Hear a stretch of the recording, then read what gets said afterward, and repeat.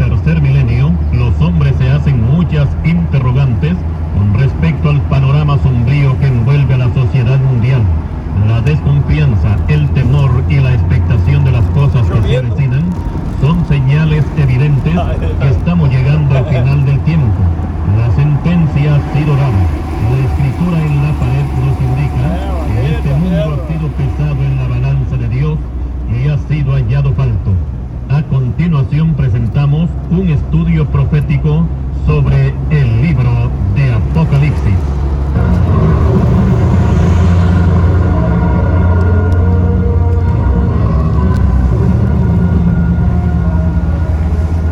Para comenzar este estudio, vamos a leer en Apocalipsis capítulo 1, versículos 1 al 3, que dice así: la revelación de Jesucristo que Dios le dio para manifestar a sus siervos las cosas que deben suceder pronto, y la declaró enviándola por medio de su ángel a su siervo Juan, que ha dado testimonio de la palabra de Dios y del testimonio de Jesucristo y de todas las cosas que has visto.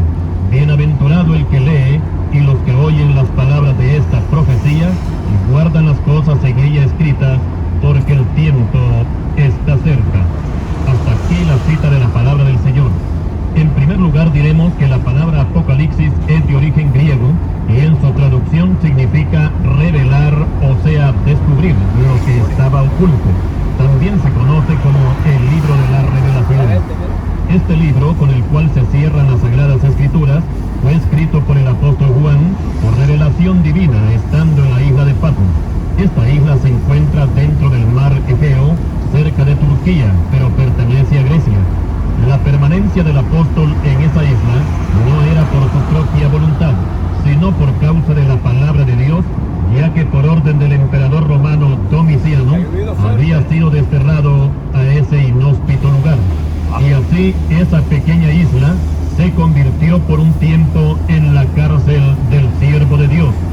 Pero además llegó también a llegar a ser el escenario de los eventos más importantes de todos los tiempos, porque fue allí precisamente donde nuestro Señor Jesucristo descendió con toda su gloria para mostrar a su siervo los acontecimientos presentes en aquella época y lo que sucedería a través de los siglos, culminando con su segunda venida, el establecimiento de su reino sobre la tierra, el juicio final de los impíos y la eternidad de Dios. La presencia del Señor en la isla de Patmos causó gran asombro al apóstol Juan, el cual estuvo a punto de morir cuando la gloria divina se dejó sentir en ese lugar. En esta aparición, Cristo no se presentó en la forma como Juan estaba acostumbrado a verlo, antes de que fuera crucificado, o sea, como el hombre de Nazaret, sino como el Cristo glorificado, tal como se le presentó también a Saulo de Tarso en el camino hacia Damasco, que Saulo tuvo que caer a tierra cuando vio el resplandor de la gloria del Señor, y que por primera vez escuchaba su voz. Hechos capítulo 9, versículos 3 y 4. De igual forma, el apóstol Juan cayó como muerto a tierra cuando de cerca contempló toda la gloria de nuestro Señor Jesucristo. He aquí la descripción que nos da el apóstol Juan. Yo estaba en el Espíritu en el día del Señor, y oí detrás de mí una voz como de trompeta que decía: yo soy el Alfa y la Omega, el primero y el último. Escribe en un libro lo que ves y envíalo a las 7 iglesias que están en Asia: a Éfeso, Esmirna, Pérgamo, Tiatira, Sardis, Filadelfia y Laodicea.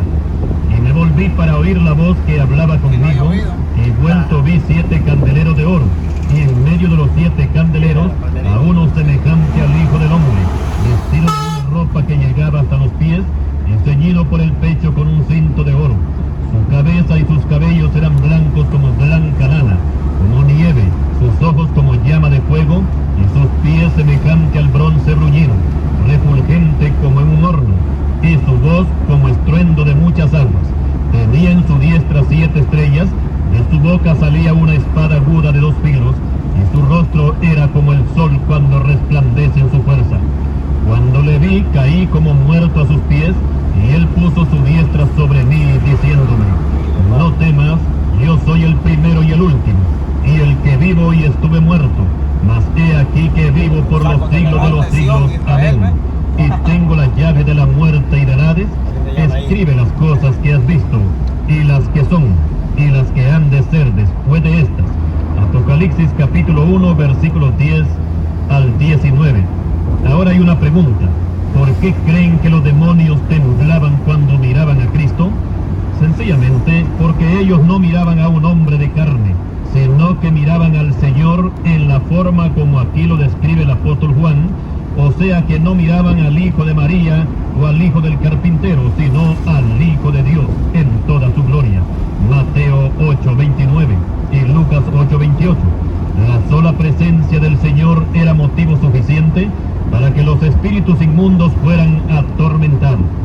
Cuando nuestro Señor Jesucristo vino en un cuerpo de carne, los hombres solamente lo identificaron como al hijo del carpintero, otros lo confundieron con Elías, otros con Jeremías, otros con Juan el Bautista, y el caso es que mientras los demonios sabían quién realmente era el Señor, los hombres vieron en él solamente a un hombre más.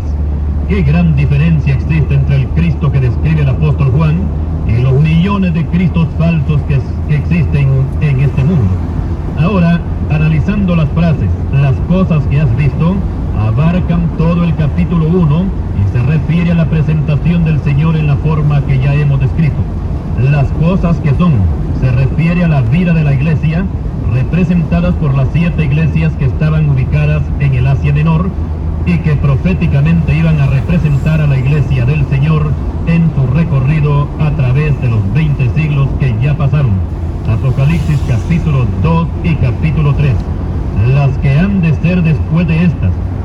Esta frase se refiere a los juicios que vendrán sobre la tierra, comenzando en el capítulo 6 hasta el capítulo 18. Ya en el capítulo 19 aparece la segunda venida de Cristo montado en caballo blanco y también la derrota del anticristo. En el capítulo 20 Satanás es lanzado al lago de fuego, culminando con el juicio final de los impíos. En los capítulos 21 y 22 se habla de cielo nuevo y tierra nueva, la descripción de la nueva Jerusalén y la eternidad de Dios. Ahora vamos a tratar con las 7 cartas que son enviadas a las 7 iglesias, y aquí damos el nombre de las ciudades: Éfeso, Esmirna, Pérgamo, Tiatira, Sardis, Filadelfia y Laodicea. Y comenzando con la primera carta que es enviada a la iglesia que está en Éfeso, como dato diremos que Éfeso era una ciudad muy religiosa. La patrona era la diosa griega Artemisa, y que para los romanos era conocida como Diana, y la proclamaban como grande es Diana de los Efesios, la que venera toda Asia y el mundo entero. La Biblia nos informa que por causa de este ídolo, el apóstol Pablo estuvo a punto de perder la vida en Éfeso. Hechos 19, versículos 23 al 35. El templo donde estaba esta diosa medía 133 metros de largo y 74 de ancho. Estaba sostenido por 127 columnas de mármol y era considerado como una de las maravillas, de las 7, diríamos, de las 7 maravillas del mundo antiguo. Pero con toda la idolatría que allí se practicaba, también había una iglesia cristiana, conocida como la iglesia en Éfeso. Apocalipsis 2:1. Esta iglesia tuvo una buena enseñanza porque tuvo buenos maestros, comenzando con su fundador, que fue el apóstol Pablo. Luego vino Apolos, Timoteo y el apóstol Juan.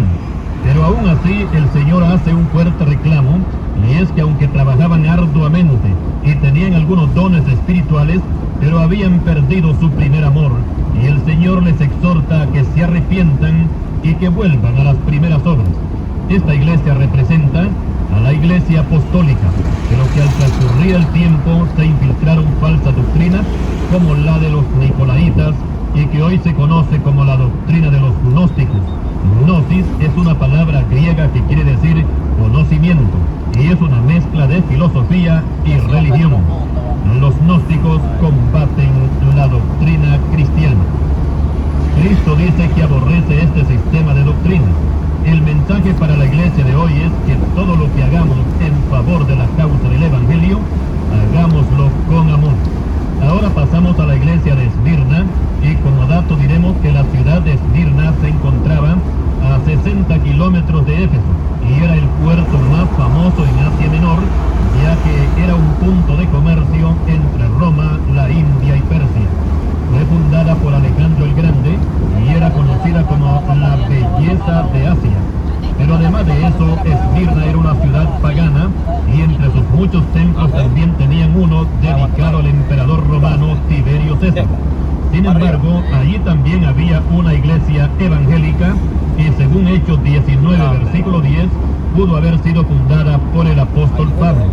Pero los cristianos no eran bien vistos en esa ciudad, pues continuamente eran denunciados ante el imperio romano, porque ellos no adoraban al César, sino a Cristo. Y esto provocó una gran persecución, que muchos llegaron a perder todo lo que tenían, y los miembros de esa iglesia llegaron a ser, económicamente hablando, los más pobres, ya que sus bienes eran confiscados por causa de su fe en Cristo Jesús.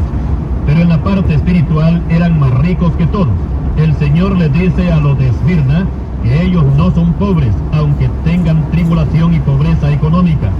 Luego les dice que no teman en nada lo que van a padecer, porque el diablo va a echar a alguno de ellos en la cárcel por 10 días. Esta iglesia representa la persecución de los cristianos de parte de los emperadores romanos, y los 10 días representan a los 10 emperadores más crueles que tuvo Roma.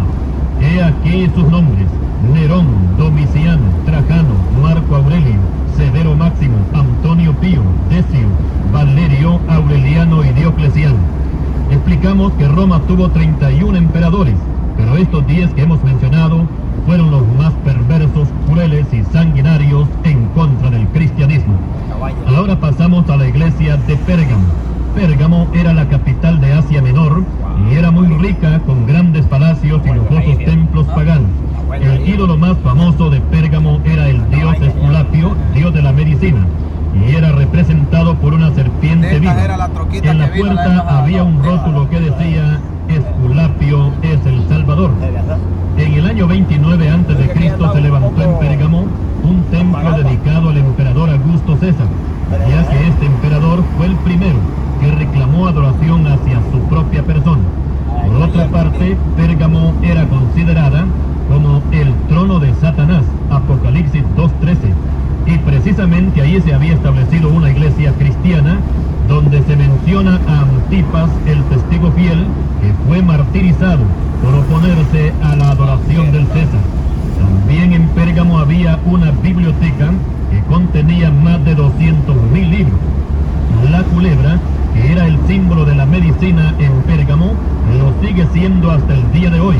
Cuando usted vea una calcomanía con una serpiente enrollada hacia arriba, pegada en el vidrio de un carro, no lo dude más, que ese carro pertenece a un médico.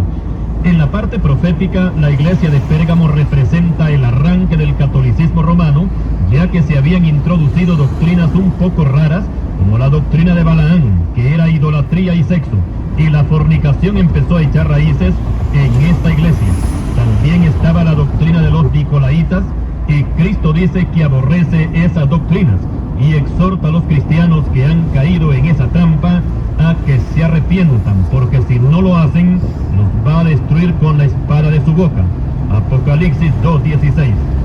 Recordemos que cada uno de los 7 mensajes que son dirigidos a las 7 iglesias, cada uno de ellos termina con esta frase: el que tenga oído, oiga lo que el Espíritu dice a las iglesias.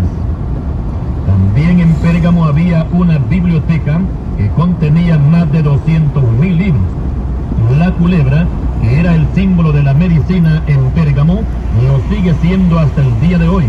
Cuando usted vea una calcomanía con una serpiente enrollada hacia arriba, pegada en el vidrio de un carro, no lo dude más, que ese carro pertenece a un médico.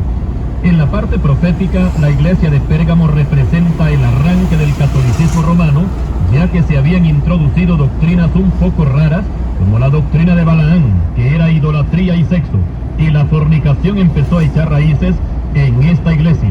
También estaba la doctrina de los nicolaitas, y Cristo dice que aborrece esas doctrinas y exhorta a los cristianos que han caído en esa trampa a que se arrepientan, porque si no lo hacen, los va a destruir con la espada de su boca. Apocalipsis Apocalipsis 2:16. Recordemos que cada uno de los 7 mensajes que son dirigidos a las 7 iglesias, cada uno de ellos termina con esta frase: el que tenga oído, oiga lo que el Espíritu dice a las iglesias. Continuaremos.